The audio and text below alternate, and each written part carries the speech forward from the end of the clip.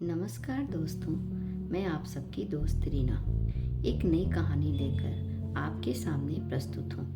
कहानी का शीर्षक है भूतिया हवेली का रहस्य। एक कॉलेज में पढ़ने वाले 3 दोस्त अजय, सूरज, समर्थ, जो कि कॉलेज के बाहर किराए पर घर लेकर रहते थे। वहाँ उन पर कोई रोक टोक करने वाला नहीं था और वो अपने हिसाब से ही रहते थे। एक शाम वो अपने बाइक से घूमने निकल गए। घंटों घूमने के बाद जब रात गहराने लगी तब उनको लगा कि अब घर न जाकर रास्ते में किसी होटल में रुक जाएंगे और सुबह होते ही निकल जाएंगे ताकि टाइम से सब कॉलेज पहुंच जाए। उनको सड़क से थोड़ी दूरी पर एक खूबसूरत सा बंगला दिखाई दिया।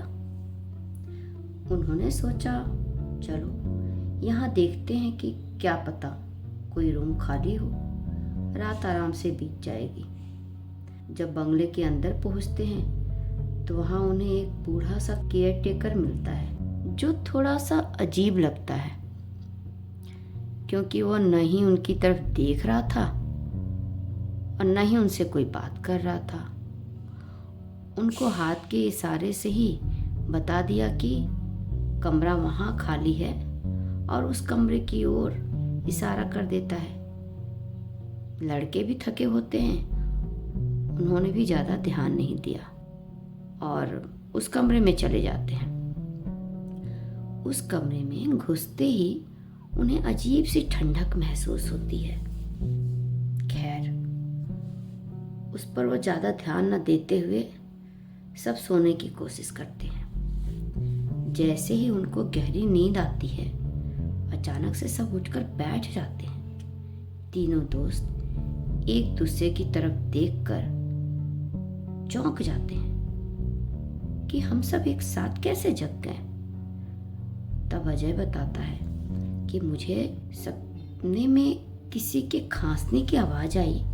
ऐसा लगा मेरे बगल में कोई बूढ़ा व्यक्ति बैठकर मुझे घूर रहा है। सूरज ने बताया कि मुझे मेरे कान में किसी के फुसफुसाने की आवाज़ आई। समर्थ को भी ऐसा लगा कि उस कमरे के शीशे में से कोई मुझे देख रहा है और वो जो भी कुछ था बड़ा ही डरावना लग रहा था। उसकी आंखें लाल थी और वो हंस रहा था।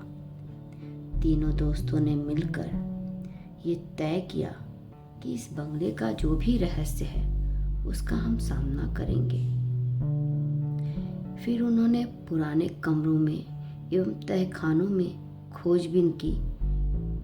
वहाँ तहखानों में बने एक कमरे के बीच में एक टेबल रखी थी। उनको जब हटाया तो वहाँ एक छोटा सा दरवाजा मिला, जिसे खोलकर वो सब दोस्त नीचे चले गए। वहाँ उनको अलमारी पर रखी एक किताब मिली।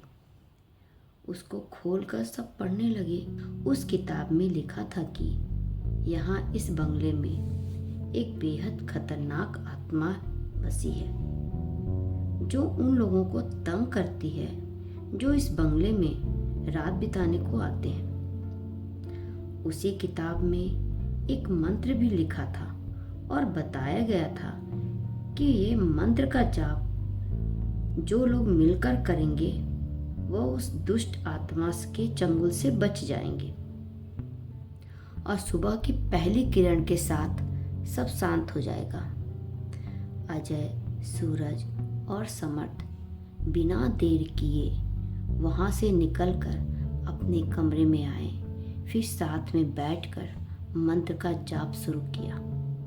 पहले भयानक चीखने चिल्लाने की आवाजें आने लगी। फिर कमरे में सामान भी गिरने लगा और साथ ही साथ बाहर से दरवाजे पे बहुत जोर से पीटने की आवाज आने लगी। लेकिन ये तीनों बिना डरे और बिना घबराए जोर जोर से मंत्र का जाप करते रहे। फिर अचानक सब शांत हो गया और सुबह भी होने लगी। तीनों दोस्त वहाँ से निकलते समय फिर केयर टेकर से मिले। वो इस बार उनकी तरफ देख भी रहा था और मुस्कुराकर बोला कि तुम लोग बहुत हिम्मती हो और जो नहीं डरता है वही यहाँ से बचकर जा सकता है। अजय, सूरज और समर्थ इस बार एक दूसरे की तरफ देखकर मुस्कुरा रहे थे।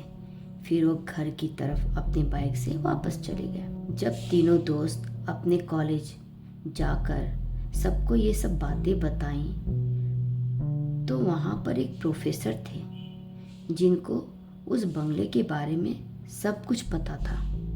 प्रोफेसर उन तीनों दोस्तों से मिलकर उन्हें बताएं कि वहाँ पर एक जादूगरनी थी जिसकी हत्या हो गई थी। वही है जो लोगों को परेशान करती है और ये हत्यारे कोई और नहीं बल्कि केयर टेकर के ही पूर्वज थे।